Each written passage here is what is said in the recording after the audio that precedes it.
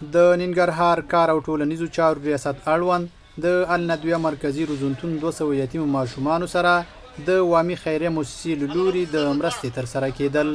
د مرستې د ویش پر مهال د ننګرهار کار او ټولنیزو چارو ریاست مرستیال قاری نصیر احمد شیرزاد د وامي خیریه موسسې له مسؤلینو مننه وکړه چې له یتیمو ماشومانو سره د خوراکي او غیر خوراکي توکو مرسته وکړه.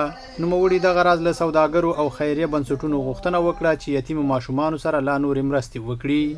په ټولو مؤسساتو خیریه بنسټونو باندې غږ کوم د کار او ټولنیزو چارو ریاست په نمایندګۍ چې په دغسې سختو شرایطو کې د دې یتیمو ماشومانو د بېوزله بې سرپرسته ماشومانو همکاري وکړي، کومک وکړي، دوی سره مرستې وکړي. په هیواد کې د وامي خیریه موسسې مسؤل محمد افضل عابد وایي هر یتیم ماشوم سره یې د 1000 افغانیو په ارزښت د خوراکي توکو او ژمنیو لباسونو مرسته وکړه. په دې کې خوراکي توکي هم شته، جامې هم دي، بوټان هم دي چې پکې 10 کیلو اوړه دي او 10 کیلو وریجې دي، 10 کیلو بوره ده او همداشان 1 کیلو چای ده.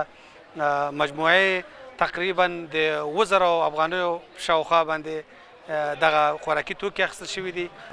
د مسؤلینو د معلوماتو له مخې د ننګرهار کار او ټولنیزو چارو ریاست اړوند 4 روزنتونونو کې 1401 یتیمو ماشومانو ته روزنه ورکول کیږي.